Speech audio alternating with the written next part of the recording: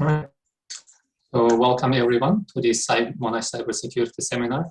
Today we are happy to welcome Sikar Patranabis, who is a staff research scientist at Visa Research. Prior to this position, he was a postdoctoral researcher in the applied cryptography group at ETH Zurich, and he received his PhD degree from IIT Kharagpur in India. And Sikar's research interests span all aspects of cryptography and security, with a special focus on cryptographic foundations and real-world cryptographic applications. And Sikar is also the recipient of the IBM PhD Fellowship and the Qualcomm Research Innovation Fellowship. And today he will talk to us about forward and backward private conjunctive searchable symmetric encryption. So the scene is yours. Thank you. Thanks. Okay, let me share my slides. I hope my slides are visible. Yeah. Okay. Yeah, all good. Thank you. Thank you. So yeah, thanks very much for inviting me to give this talk. This is forward and backward private conjunctive searchable symmetric encryption. I apologize in advance for this very large title, but unfortunately, we have an accepted paper at NDSS, and I cannot go back and change it. But I wish that we had settled for a slightly shorter one. This is joint work with Devdeep from IIT, who was also my PhD advisor. So the premise for this talk is essentially big data and outsourced computing. We are generating more and more data every day. We have extremely large databases in various formats, and obviously this cannot be stored and processed locally and need to be outsourced. And the sort of fundamental question is that once we have outsourced a particular database for storage and processing, we would still like to issue queries and receive results. And this would of course be very simple if the client outsourcing the database actually trusted the third-party cloud service provider, which was to which the data was being outsourced. But this is not necessarily the case because of a number of threats from insiders and also external adversaries. And so this sort of leads to a scenario where the client would ideally want to encrypt the data before offloading it to the third-party storage, but at the same time would like to issue queries and receive results without necessarily decrypting the data. And this leads us to the problem of what we refer to as computing directly on encrypted data without decryption. This problem has been studied for a long time in the crypto literature, and an ideal solution is one that basically allows us to efficiently support various kinds of queries while also leaking very little information to the server. Unfortunately, the existing solutions today are not necessarily ideal, and they kind of occur at two extreme ends of the spectrum. So on the one hand, we have a very efficient cryptographic solutions like fully homomorphic encryption and functional encryption. These are very elegant and have very strong security guarantees, but they're not necessarily efficient, well, not yet, to be deployed at scale. There is, of course, a lot of research on, for example, improving the efficiency of fully homomorphic encryption schemes in practice, but we still have a long way to go. And then at the other end of the spectrum, we have a bunch of solutions like deterministic, order preserving, or more generally property preserving encryption. And these are built with efficiency in mind, and these are significantly more efficient. And in fact, some of these are, I was looking up, and some of these are actually offered in practice by various organizations and startups. You can buy these services. But one of the issues with some of these schemes is that they tend to leak a lot of information to the server. And some of these have actually been broken extensively by a class of attacks called leakage abuse attacks. And so the security of these schemes is not necessarily well understood. So, we have this kind of conundrum as to, how to find a trade-off between security and efficiency. And research in this direction has led to what the topic for today's discussion is, which is searchable symmetric encryption, or SSE in short, which sort of aims to achieve a trade-off between security and efficiency in the sense that it is still efficient enough to perhaps be deployed in practice and scales to large enough databases, but at the same time, it doesn't leak too much information to the server, or that's the aim, basically. And so before I get started, this is an outline for the rest of the talk. So I would like to begin with a little bit of taxonomy. This is for a generic audience that is not necessarily familiar with searchable encryption. So if you're already familiar with this, then I would request you to bear with me for a while. So searchable symmetric encryption is actually a subclass of a broader class of encryption schemes called structured encryption, which were formalized by Chase and Kamara in AsiaCrypt 2010. And typically structured encryption applies to many different kinds of databases, the most prominent ones being document collections, relational databases, and graph databases. In document collections, we typically assume that each document is tagged with a set of keywords, and the kinds of queries we typically encounter are either Boolean queries or range queries over these keywords. So an example of Boolean queries could be, for example, find all documents tagged with the keyword crypto, or find all documents tagged with the keywords Alice and Bob and crypto, or something slightly more complicated, such as find all documents tagged with either Alice or Bob, but not crypto. So the first one is kind of a very simple example of a single keyword search query. The second one would be an example of a conjunctive keyword search query. And the final one is a more general Boolean formula over keywords. And then you could also have examples of range queries, like you could ask find all documents that were created before 2010, or find all documents that were created between 2012, 2011 and 2020. So that's another class of queries that you could have. Similarly, for relational databases, we typically have tables which consist of records, and each record is associated with attribute value pairs. And the queries here are kind of similar in the sense that you can have Boolean queries over these attribute value pairs. You could have range queries over attribute value pairs, and you could have a certain special class of queries which is very specific in a way to relational databases, which is these join queries across tables. And the final class of databases that are typically considered are graph databases, and these are slightly different in structure. They are like a collection of nodes with edges connecting various pairs of nodes. And so one example of a graph database could be a social network database, for example, where your nodes are like your social media accounts, and then edges might denote whether certain phenomena like following or friendship and stuff like that. And typically queries that we encounter are examples like shortest distance queries, nearest neighbor queries, or clustering queries, for example.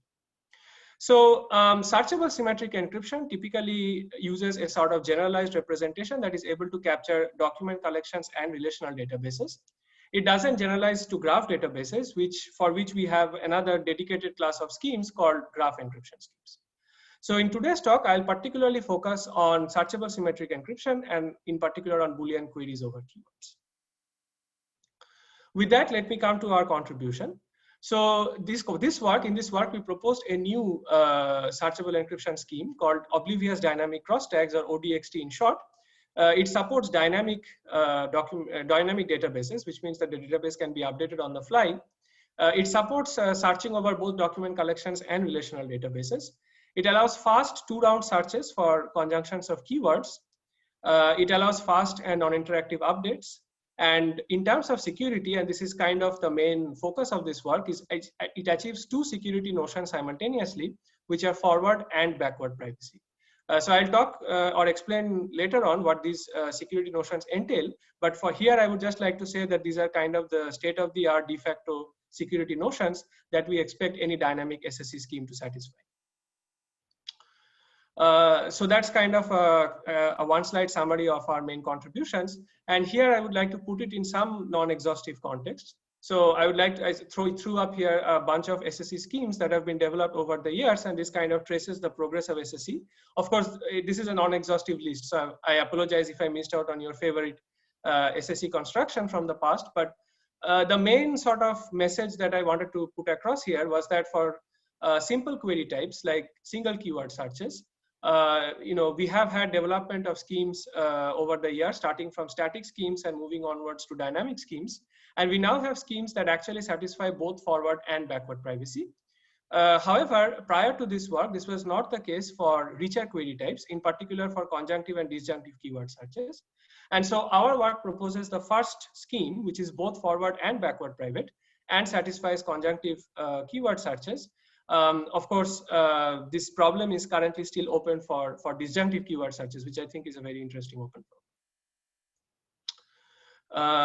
So this is kind of some context in which I have put our work here. I think this might be a good point to ask if there are any questions. By the way, during the talk, please feel free to interrupt me and ask questions at any point. I'm happy to take questions during the talk.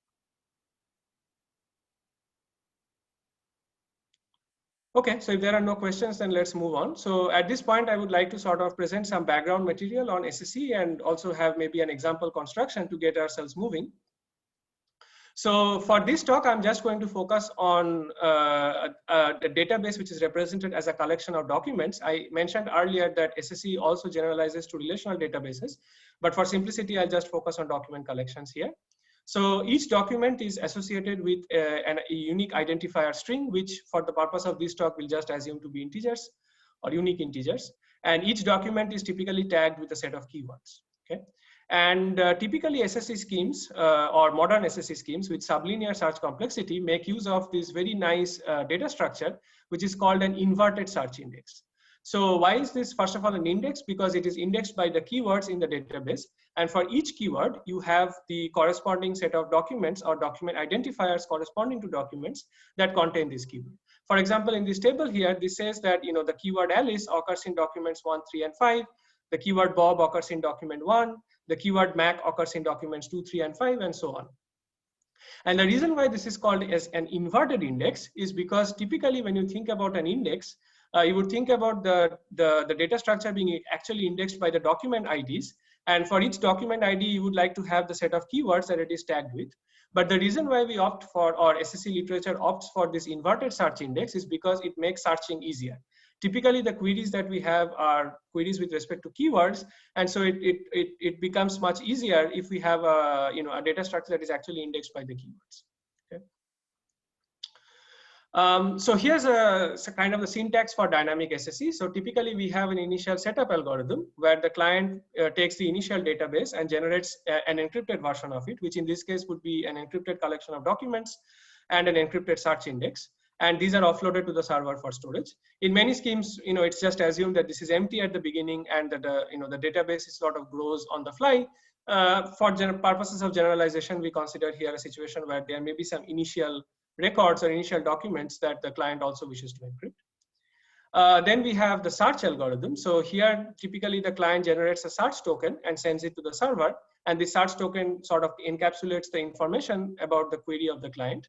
The server uses this token to process the encrypted search index and the encrypted database and comes back with the result.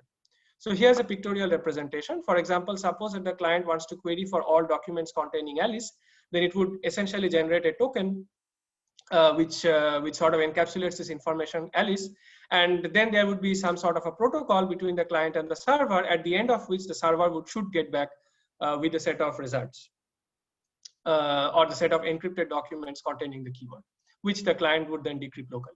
Note that this is a very simplified representation that I am using here, which sort of makes it looks like this process is kind of non-interactive or involves only a single round of communication.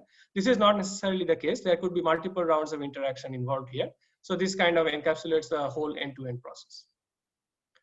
And finally, we have update, which is kind of analogous to search. So whenever the client wants to update the database, it could generate an update token and send it across to the server. And the server would similarly use this token to process the corresponding encrypted search index and the encrypted database. And then it would return basically either success or failure. Okay. So for example, suppose that the client wants to update the document collection. In particular, it wants to add document 6, the document with ID 6, which contains Alice and Mac. So it would basically generate a token for this operation, which is addition, and it would somehow encapsulate this information about document 6, Alice, and Mac. And then at the end of this, again, this would be a protocol, potentially multi-round, at the end of which the server would have updated the document collection and the inverted index. For example, you can see this tiny little 6 that appears here for Alice and Mac, and then it would basically come back with either success or failure. So that's kind of the syntax of SSE, and this is basically what we will follow in this talk. So at this point, I would like to basically get started with an example of a scheme. So I find it easier to sort of go into our contributions if we see up close an actual scheme. We get working. And so here I'll try to basically build from the ground up a very simple dynamic SSE scheme using some very, very simple cryptography. In fact, the only crypto primitive that I will use is a pseudo-random function, or a PRF. And I'll basically use this kind of very abstract data structure, which we call as a key value store. Okay. So what is a key value store? It's a data structure which has entries in random order, where each entry is of the form key and value. And so the idea is that given a valid key, so given a key corresponding to an entry that actually exists in the database, there is an efficient algorithm to retrieve the corresponding value. Okay, so there are, of course, there's a lot of study in the database literature on how to actually realize these key value stores. It's a very popular data structure in all of computer science, not just searchable encryption. But here I'm just going to ignore all the underlying details of how to implement it and just use this abstraction. Okay. So, and also the other thing that I'm going to do here is that I'm going to focus specifically on the search index. So, as we already discussed in SSE, we encrypt the search index, the inverted index, and we also encrypt the actual document collection. And I'm going to ignore that part for simplicity. We can just assume that the documents are encrypted, in using some standard symmetric key encryption, and they are decrypted locally at the client. So I'm just going to focus on the process where at the end of the search protocol, the client gets to learn basically the set of document identifiers corresponding to the documents matching the query. So basically, here's a little bit of formalization. I can assure you that there's not going to be a lot of math in this talk. This is pretty much the only math there is. So let's assume that F is a PRF family, and let K1 and K2 be two randomly sampled keys. And for simplicity, I'm just going to use the little f and little g to denote the application of F using the keys K1 and K2. Okay, so you can think of F and G as pseudo-random functions, or functions that are essentially indistinguishable from random functions that map strings to strings, basically. Okay, right. So now let's actually get to the interesting part, which is how do we essentially take this sort of simple, this plain text search index and build a key value store out of it. So let's focus on the first row, which corresponds to the keyword Alice. And as you can see, Alice occurs in 3 documents, 1, 3, and 5. So we have 3 entries in the index corresponding to this row, and the indices and the entries essentially look something like this. So we as recall that we have a key and a value. So the key is basically generated using the function f. It is basically Alice concatenated with 1. This 1 is a counter variable, which indicates that this is the first entry for the keyword Alice. Okay. And similarly, we have G of Alice with 1, and we sort of use it as a mask to hide this information that the document identifier is 1. Okay. So note that this 1 and this 1 are different. This 1 is a counter value, and this is sort of the identifier. So I guess this will be clarified when I show one more entry. So this is the second entry, which corresponds to the pair Alice and 3. So here, the counter sort of increases from 1 to 2. So this is the second entry corresponding to Alice. And what we are sort of masking here is the fact that Alice also occurs in document with ID 3. Okay. And similarly, we'll have the third entry here, which would be basically F of Alice 3 and G Alice 3 masking ID equals 5. Okay, so we have 3 entries corresponding to the first row. Similarly, we'll have an entry corresponding to the second row, which is basically there's just 1 entry corresponding to Bob. So we reset the counter to 1. Note that this is important. So the counter sort of is specific to each keyword. So we reset this counter to 1, and then we similarly store this information, the membership information for Bob. Then we do something similar for crypto. So here's a couple of examples of entries. And then we have 3 more entries for encryption, and then 3 more entries for MAC.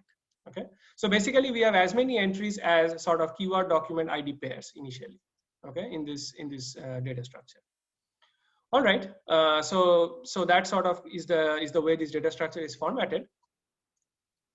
And then let's see then how we want to do search. So suppose we want to actually search for all documents containing Alice.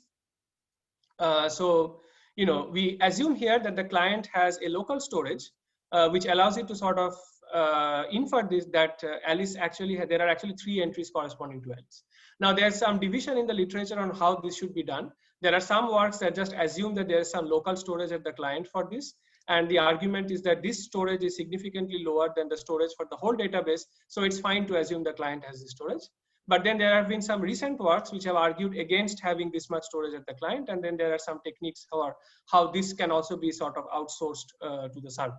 And there's a whole line of works on doing stuff with low or small client storage. So for simplicity, I'm just going to assume this is stored locally at the client. So the client is supposed to generate a token for Alice. And this sort of looks exactly like this. So what we do here is we have the F entries and the G entries corresponding to Alice, and the counter runs from 1 to 3. And so we send these sort of 3 pairs across.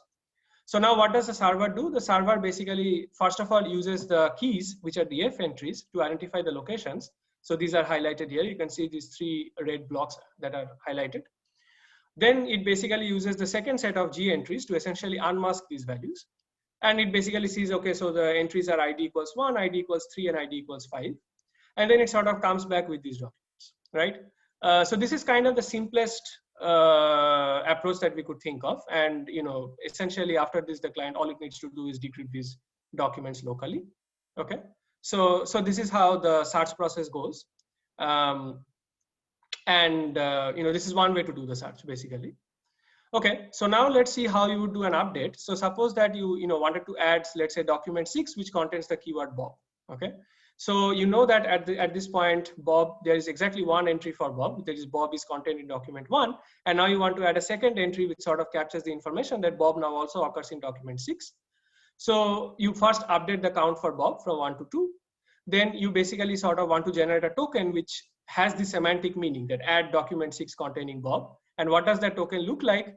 Well, no surprises there. It basically looks like a new key value pair, right? So you basically generate a new key value pair for Bob. The key is basically, has the latest count for Bob, and the value is basically sort of one-time padded or computationally one-time padded with this G value, right?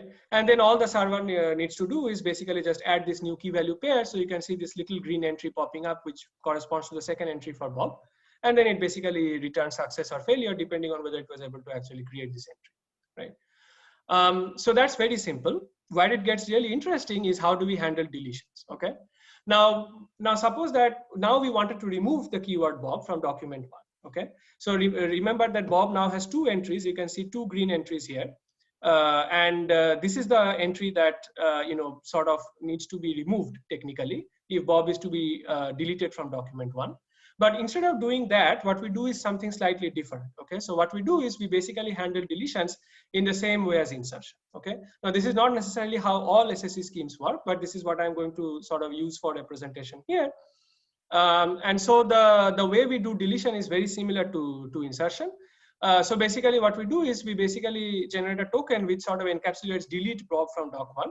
And it looks very similar to what we did for insertion, except that we now have this small little tag called delete, okay, which sort of says that this is not a new entry representing a new document containing Bob, but this is a deletion entry which says that Bob has actually been deleted from the document with identifier 1. Okay, and now if you're wondering how search would be able to take this into account, well, it would be because what would happen during search is that after this insertion and deletion, if now the client basically wants to search for Bob, then it can just generate a token for Bob.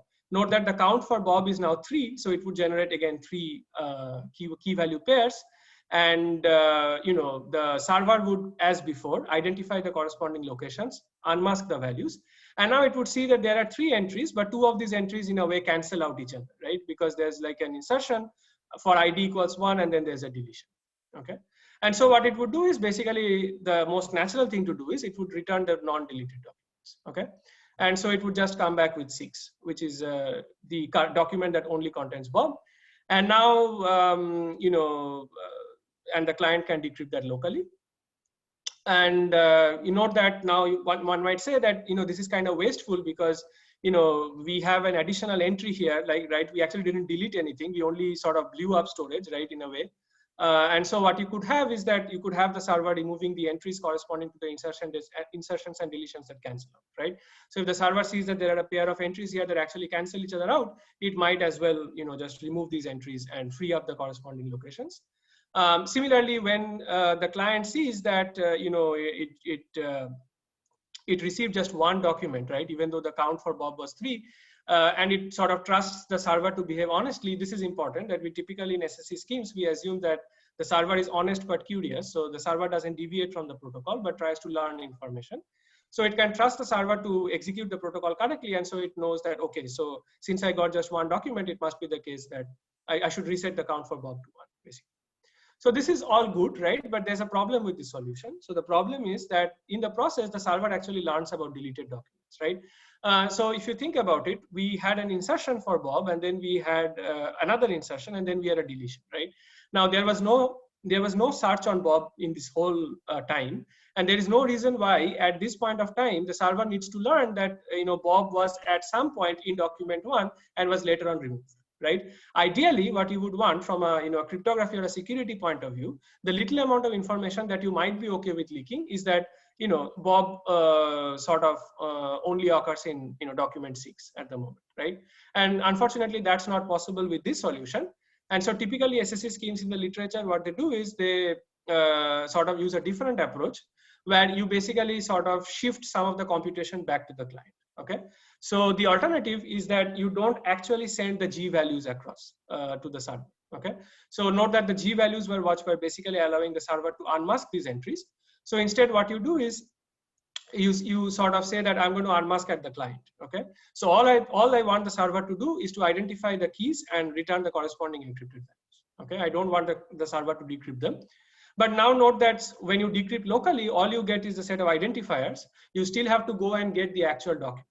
Okay, and so this immediately introduces an additional round of communication to fetch the actual documents. Okay, and so this was something that you didn't have in the earlier solution. And also there is some more computation that is happening at the client. So you can say that we traded off some efficiency for security. And so here's kind of a one slide example of the two approaches. So approach 1 is better in the sense that it outsources more computation and also has just one round of communication, but it also leaks deleted documents to the server. Okay. And approach 2 basically has some more computation at the client, which is never great, right? Because it's a server that you want to outsource your computation to. It also requires 2 rounds of communication, which introduces some more latency. But the good thing is that it hides the deleted document information from the server. All the server gets to know is that there were 3 entries corresponding to Bob, but it has no idea that which entry cancels the other. Okay, so there could be 3 insertions or 1 insertion and 2 deletions, and the server has no idea. So now here, this sort of, I think this is very nice because this represents a question that we're often faced as researchers in SSE, is that we have a solution that's more efficient but leaks more information, and we have a solution that's less efficient but hides some information, and which one do we go for? And typically the approach that we take is that unless there's a concrete attack or there's a very concrete reason to go for the less efficient solution, we would like to go for the more efficient one. Unfortunately, in this case, there is a possibility of attacks. Okay, so there have been some works which have shown that information like this could lead to attacks. And so typically, the more accepted approach in the literature is to go for approach 2. And so you basically sort of, accept some more computation at the client, but you try to sort of hide the information of deleted documents from the server. Okay. And I think this is, a good point to maybe stop and check if there are any questions. Hi, Sika. Hi, this is Xinliang speaking. Can you hear me? Hi. Yeah, I can hear. Yeah. So thanks for the talk. And I have a question on this slide. So because you mentioned that there are some works that can attack the leakage during the deletion, could you please let us know what exactly the paper you mentioned? So basically, I'm talking about some of these leakage abuse attacks, right? So for example, like some file injection attacks, for example, and I think there are some more works that I'm familiar with that. In particular, I would say file injection attacks would be one of the sources of attacks that could basically exploit the information about deleted documents. And I think that in general, it is sort of an accepted thing in the literature that, leaking the information about deleted documents is kind of strictly weaker than hiding deleted documents. Okay, so there may be some schemes where it doesn't immediately lead to attacks, but, there's a possibility that there could be attacks, basically. Okay, so yeah, because we are not aware that the file injection can attack the leakage in the deletion. So yeah, so that's a good point. Yeah, so I mean, I think that there aren't like concrete attacks basically, but there's a possibility of attacks in particular, and I guess I'm going to talk about that a little bit when I talk about forward and backward privacy. But yeah, so basically there are certain notions of forward and backward privacy, and I guess I'll talk about that. Thanks. Okay. Okay, so yeah, let's move on. And I guess, yeah, so that brings me sort of to this whole discussion about forward and backward privacy. And so forward and backward privacy are kind of the de facto security notions that we expect schemes to achieve today for dynamic SSE schemes. And so let's look at what they are. So informally, forward privacy requires that previously executed search queries cannot be correlated with future updates. That's a pretty heavy statement, which can be confusing. So let's try to see via sort of an example. So consider two scenarios, right, where we sort of have a search operation on a keyword, right, at time t1, and at a later point of time we have an insert operation, right, which involves the same keyword. So let's say this is case 1, right, and then we have case 2 where we have a similar sequence of operations, except that the insert operation now occurs on a different keyword document pair. Okay, and so using a sort of a game-based definition that we typically use in cryptography, one can say that forward privacy can be modeled as this kind of a game, and the adversary, when it just looks at the sequence of tokens that were generated by the client and the outcome of those tokens on the database, the adversary cannot efficiently distinguish between these two scenarios. Okay, so the informal way of saying it is that the adversary cannot sort of correlate an insert operation to a previous search operation on the same keyword. Okay, so this is kind of an informal overview. I unfortunately will not have time to go into the more formal definitions, but I'm happy to talk about it offline. Next, we come to backward privacy, and this is a slightly more, I would say, recent notion that was introduced, and this actually leads to the very nice question that was posed. So this basically says that future search queries should not reveal any information about previously deleted documents. Okay, and so here's again an informal example. So basically, suppose that there are two cases, right? So in case 1, we basically have two search operations on the same keyword at timestamps t1 and t2, and in the interim we had an insertion and a deletion operation, okay, on some particular document identifier, and in case 2 we have it but on a different document identifier. Okay, then again from the point of view of an adversary, oops, sorry about that. From the point of view of an adversary, these two sequences of operations should be distinguishable from each other. And now if we look at the previous scheme that I presented, this definition is kind of impossible to satisfy, right? Because the adversary, just by doing the search operation, learns the value of ID, right? And so it can trivially distinguish between these two scenarios. The second approach that I mentioned, where we sort of do some more unmasking at the client, we are able to have therefore security against this kind of leakage essentially. Okay, so kind of this is kind of a one-slide summary on why we care about forward and backward privacy, and in particular about forward privacy. So it has been shown in previous works that not conforming to forward privacy in particular can lead to attacks like leakage abuse attacks and file injection attacks. More and more works in the recent literature are also stressing on backward privacy and stronger notions of backward privacy, where sort of the information about deleted documents is also hidden. Okay, and so these days it's kind of standard to claim security for a dynamic SSE scheme. You would expect to have it both forward and backward privacy. And clearly, if you want backward privacy, you would have to use something like approach 2, because the approach 1 that I mentioned earlier sort of trivially leaks information about deleted documents and therefore cannot be backward private. Okay, so that was kind of the motivation behind approach 2. Okay, so I don't have a lot of time to go into the existing literature on this, but what I wanted to mention here is that with respect to single keyword queries, the schemes that I presented here are very similar in design to what we have for some prior work, such as FIDES, which was proposed by Bost et al. In CCS 17, and Mitra, which was proposed by Chamani et al. in CCS 18. And these actually use something like called as periodic cleanup strategies for achieving actual deletions. And then there has been some more recent work at NDSS this year from Shifeng and others from Monash. I guess the authors of this paper are actually here. So we have this new scheme called Aura, which has significantly better properties.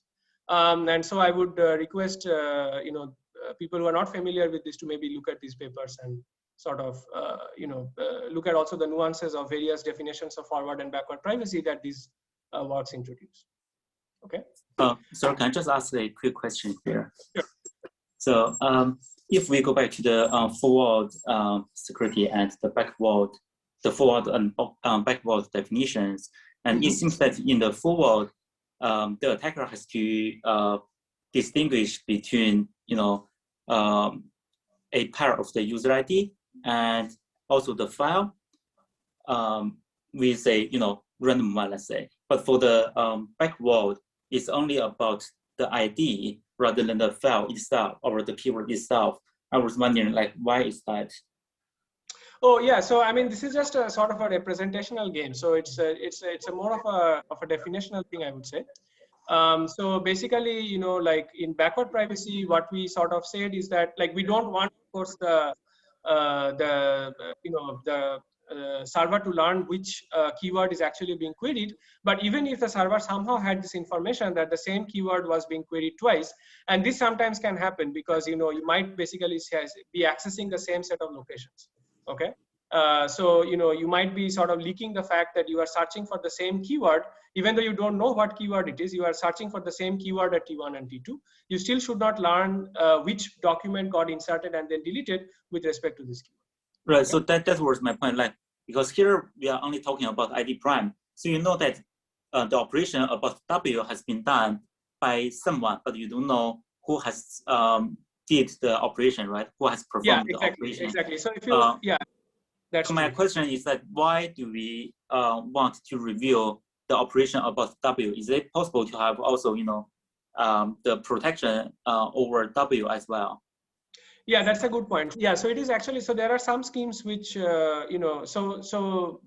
think a lot of the SSE schemes leak this information, but then there are also some schemes that actually sort of try to hide some more leakages. For example, access pattern leakages and stuff like that. So this particular leakage is actually called the query pattern leakage or the query equality leakage, which basically leaks whether the same query was made at 2 different timestamps.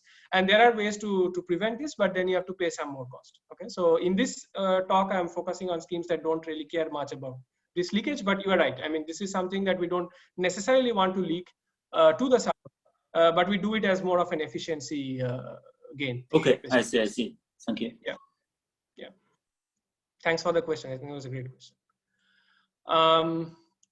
Okay, so let's move ahead. So now I sort of come to this whole point about conjunctive searches, and in particular, there are these existing schemes which support single keyword searches, and they satisfy forward and backward privacy.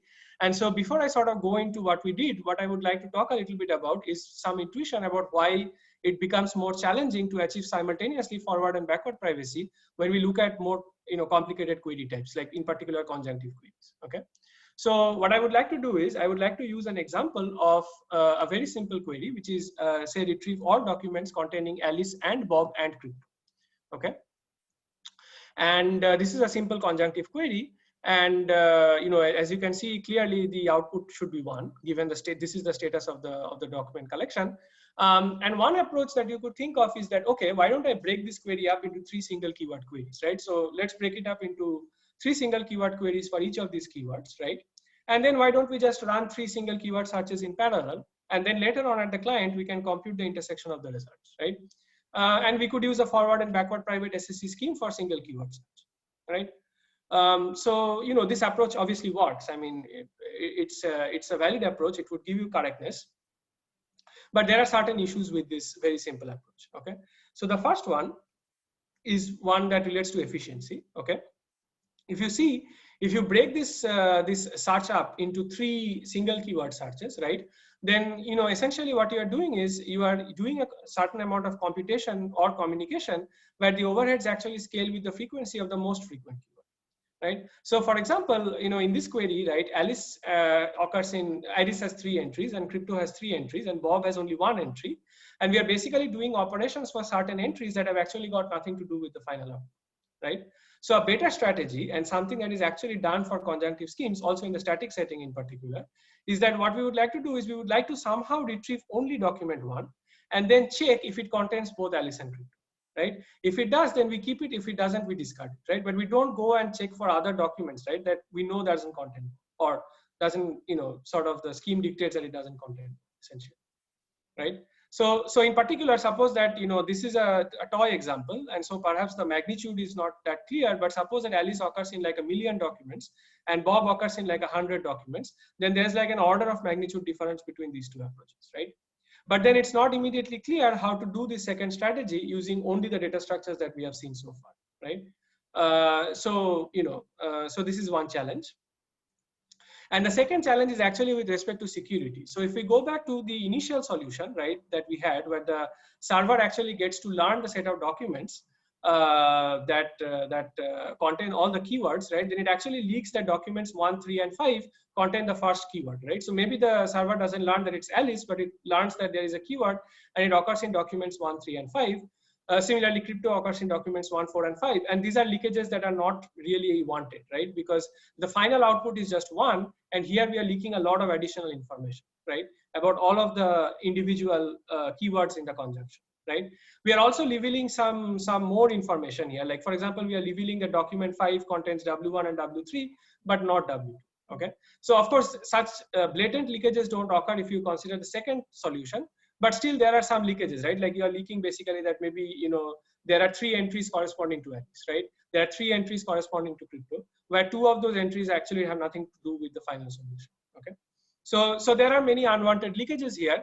And the reason why we are wary of such leakages, even if they don't immediately lead to attacks, is because there have been, similar attacks that should say that, these kinds of sub-query leakages can actually lead to attacks. Okay, so I had a work with people here on this call, with Shanky and Amin and others, where we basically in CCS 18, where we actually sort of specifically focused on this for static conjunctive keyword search schemes, and we actually showed how to prevent it. Okay, so now when we move to the dynamic setting, we would also like to sort of prevent such leakages. Okay, we would like to prevent such sub-query leakages from happening. Okay, and if we have this very simple, naive solution, then there seems to be no way of preventing this. All right, so now with this, I would like to give a very brief overview of our main approach. So we sort of started with Mitra, which is this single keyword search scheme. So it is both forward and backward private, but it only works for single keyword searches. It is extremely efficient in practice, which is one of the reasons why we started with this scheme. And then we have this naive extension. And as I already mentioned, here we have basically search overheads that scale with the frequency of the most frequent keyword. And it also has a lot of leakages, which sort of make it difficult to argue that this scheme is actually, it remains backward private. It doesn't, to be very honest. Or it doesn't satisfy the notions of backward privacy that we would ideally want for conjunctive keyword searches. So from here on, we basically have our first technique, and this is called as dynamic crosstags. This is kind of inspired by the concept of crosstags or static crosstags that exists in static conjunctive SSE schemes. And what we achieve here in this step is that we actually manage to reduce the search overhead to scale with the frequency of the least frequent keyword. Okay. But the bad part about this is that we sort of end up introducing one more round of communication, which is not great. And we also don't really, have the kind of backward privacy that we want. Like we still have some leakages that we would like to avoid. And then from here on, we have our second technique, which we refer to as oblivious tag computation. And this technique basically sort of allows us to go back to 2-round backward private searches while still scaling with the frequency of the least frequent. Okay. And so this ODXT, as I mentioned, is our final scheme. BDXT can be thought of as some kind of an intermediate scheme. Interestingly enough, ODXT requires some amount of public key techniques. In particular, this oblivious tag computation requires public key operations. BDXT is wholly symmetric key. And so if somehow we could improve the backward privacy of BDXT, I think it itself, it's also an interesting scheme to look at. And I'm happy to discuss if you are interested in just improving BDXT as a purely symmetric key solution. Okay, so that's kind of an overview of our approach. And then in whatever little time I have left, maybe I can give a very brief overview of how we actually achieve BDXT. So at a high level, what we have is, we start from what we had earlier, which is this key value store. And we basically build one more data structure on top of this encrypted index, which would allow us to basically, sort of have these conjunctive keyword searches.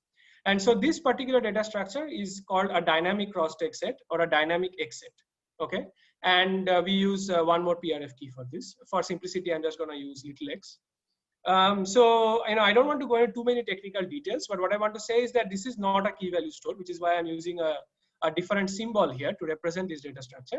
However, it is similar to the key value store in the sense that it also has one entry for every operation involving the keyword.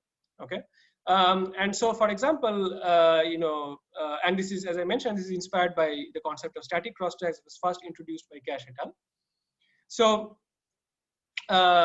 we built this data structure in a very similar way as we built the key value store, but the actual entries are slightly different. Okay. So suppose that, for example, you have this keyword Alice and it occurs in documents 1, 3, and 5. And so you want to sort of insert these, right?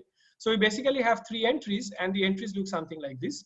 So we apply the PRF to Alice, which is the keyword ID equals 1, which sort of captures a document identifier. And then we have a final tag, which is either add or delete. In this case, it's add because it's an addition operation initially.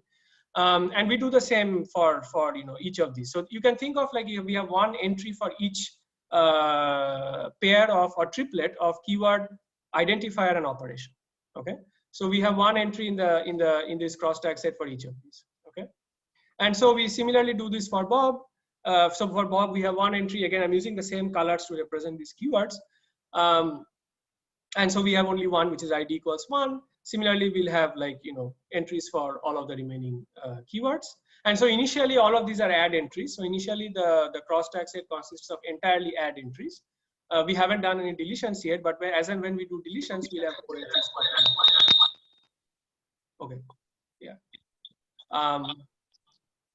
So moving on. So now let's see how the search operation can happen here. And this sort of captures what I was talking about. So suppose that we now want to actually do this conjunctive keyword search, right? So we want to do Alice and Bob and crypto, and we somehow, and because we have this information at the client, we know that Bob is the least frequent of these. In a way, it is slightly different from static in the sense that we now know the keyword with the least frequency of updates, but you could argue that the keyword with the least frequency of updates is probably also the one with the least frequency. However, there are some interesting discussions on that we go into in the paper.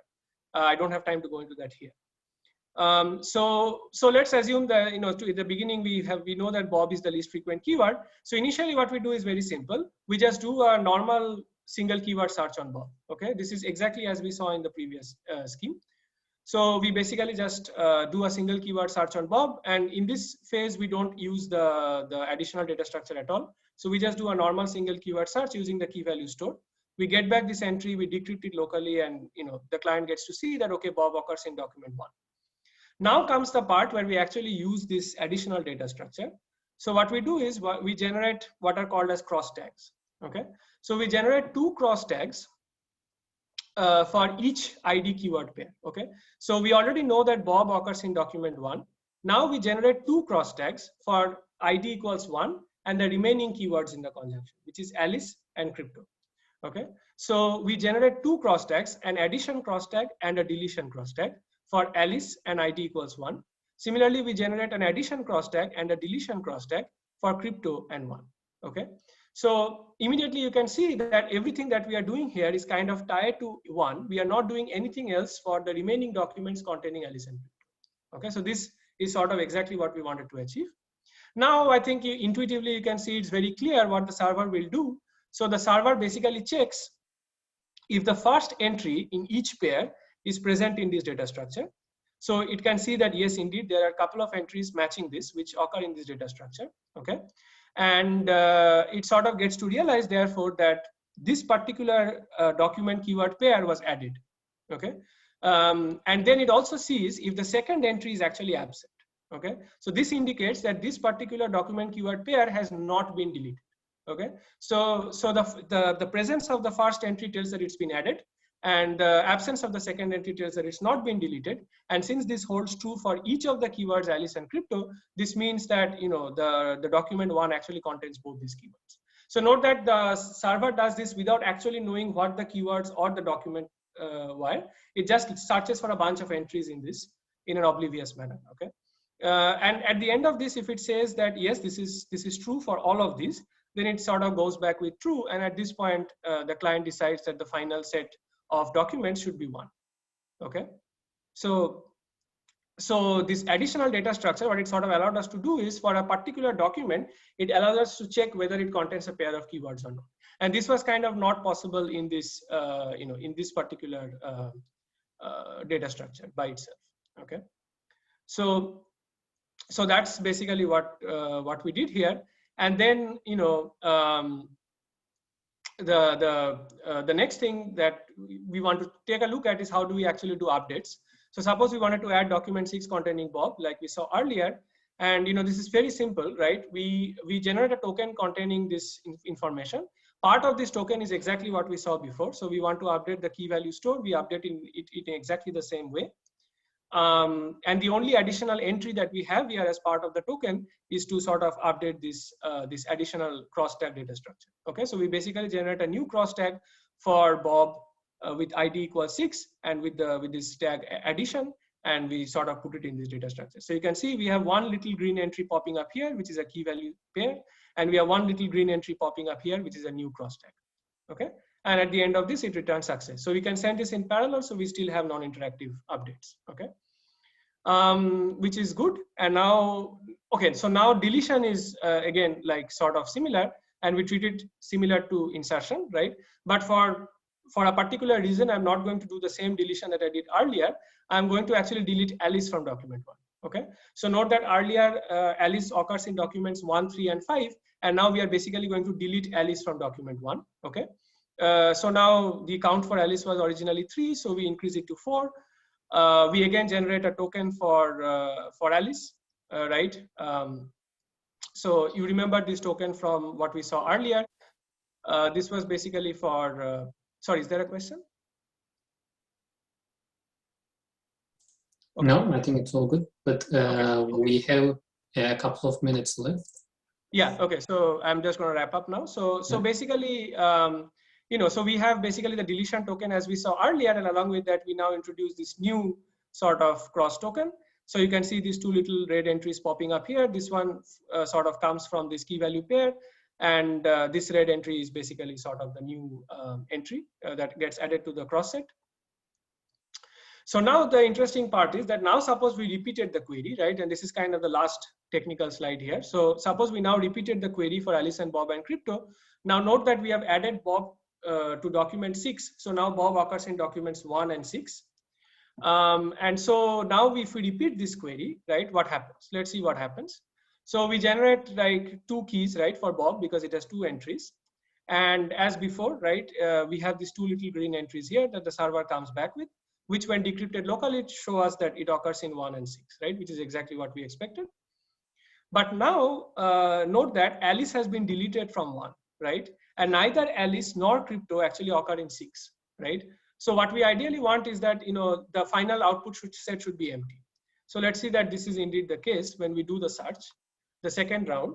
So again, we, sort of send 2 cross tags for ID equals 1, Alice ID equals 1 crypto. And I sort of put this in this box to indicate that this is sent as a monolithic unit, right? So the server should know that these correspond to a particular key identifier. And then we are going to send 2 cross tags again in parallel, but this time for ID equals 6. Okay, so we have 2 now, so we are going to send them for ID equals 6 as well. So now let's see what happens. So when the server looks at this, right? So it basically sees a couple of things. Okay, so it first sees that for the first set, both the first entries occur here. So it knows that, the insertions happened, but then it also sees one more entry, which tells that a deletion has also happened. Okay, so one of the keywords of interest has actually been deleted. Okay, so therefore it should return false, right? So in particular here, Alice has been deleted from document 1, right? And it sees that this deletion token actually occurs here. So it returns false. For the second one, the other thing happens, which is that it sees that none of these entries actually occur here, right? So there is no entry corresponding to document 6 for either Alice or crypto. And so it knows that these were neither inserted nor deleted. And so it again comes back with false, okay?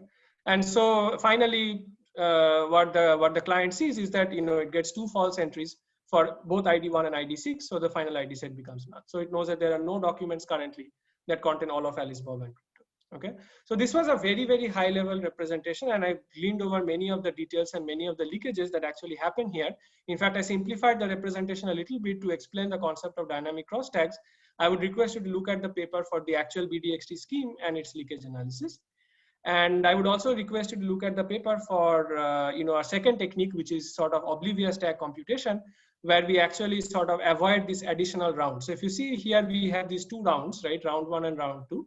And so we bring it back to a single round, and we allow searches to happen with like 2 rounds, okay, where 1 round is enough for figuring out the set of identifiers. And we also have a full security analysis, the leakage analysis, which I don't have time to go into, unfortunately. So I guess maybe I have a minute, so maybe I'll just end with a bunch of open questions. So this is the last slide. So of course, it remains interesting to extend our scheme to disjunctions and general Boolean formulae.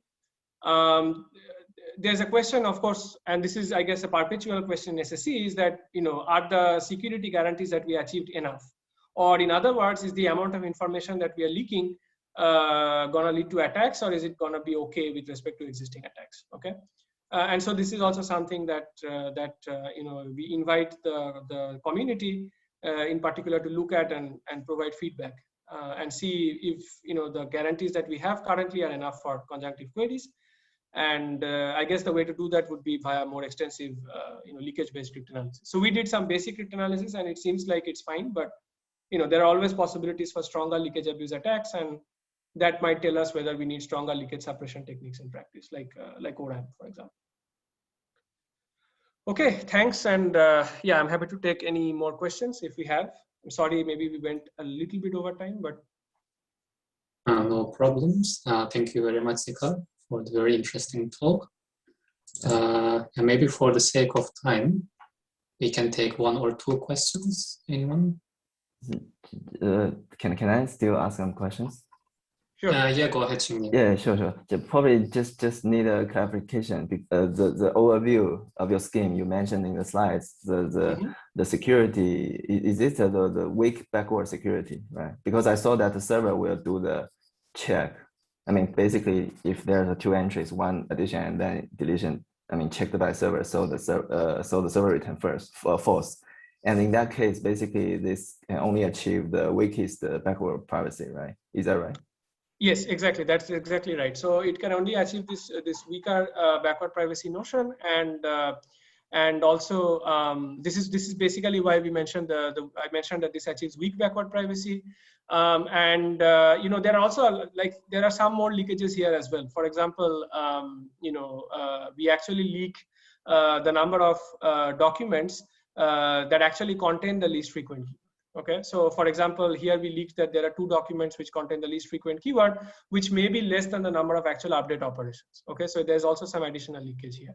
So what about the 1 run scheme? It's still like the weak backward privacy. So the old scheme actually has a sort of a hybrid security guarantee. So with respect to the key value store, it actually achieves type 2 backward privacy. For the dynamic cross-stack data structure, it does basically see these pairs of entries, right? But it basically sort of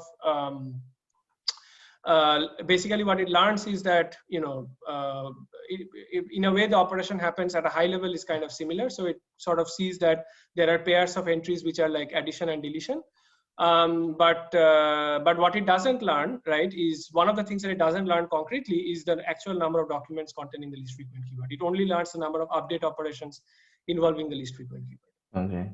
So another probably the follow-up comments, I mean, during the question I asked during your talk, it's about because you have the slide that mentioned that the non-interactive scheme might leak more information, right? But in my opinion, I think this argument might be not very accurate because, I mean, for all these non-interactive backward schemes, so basically they can achieve the same security guarantee just like those interactive schemes because they will not leak based on the definition of backward privacy. They will not leak what documents are leaked, right? So so I think there is one thing that there's one thing that I typically tend to always have to clarify during SSE talks is that typically many SSE schemes ignore the final round which is required to retrieve the actual set of documents.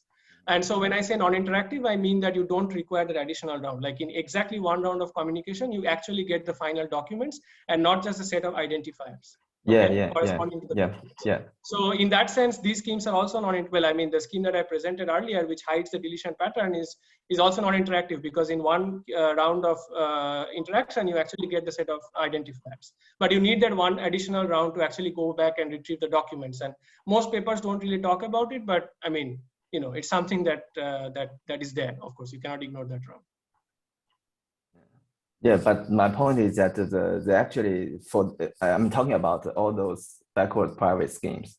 So no matter whether it's like a non-interactive, the server gets the ID to return the file, or it's interactive, the client have the ID to fetch a file. The security is actually the same. Yeah, they will not. Yeah, that's a very good point. Yeah, so so I guess what you could argue is that, like in some schemes where you have this additional round, you only send to the server the set of documents that are not deleted yet. So I mean, you could argue that there are some differences, but yeah, I mean, in a way you are right. I think that we should definitely consider the leakage that happens from this additional round of communication as well. Okay, thanks. Yeah, that's all. Okay, so thank you very much, everyone. I think for the sake of time, we can. Can I ask the last question?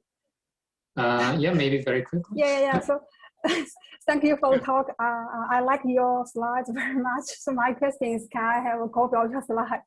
Yeah. Oh, okay, sure. Yeah, I would actually be happy to share a copy of the slides with Mohammed, if that would help. I mean, maybe he can circulate it. Okay, Yeah, we can do that definitely. Yeah, I'd be happy to do that. Sure. Yep. Yeah, thank you very much. Yeah, I also very much liked your slides and the introductory part. They were very clear and precise. Thank you very much. Sure. Thank you again, everyone, for joining the seminar. And thank you again, Sikar, for the interesting talk. And hopefully we will see everyone in the next talk. And just a quick comment. So we will have another talk about this paper that Sikar mentioned, this oral paper, in the coming weeks. So thank you, everyone. See you in the next talk. Thank you. Thank you, Sikar. Thank you, Mohammed. Thank you very much.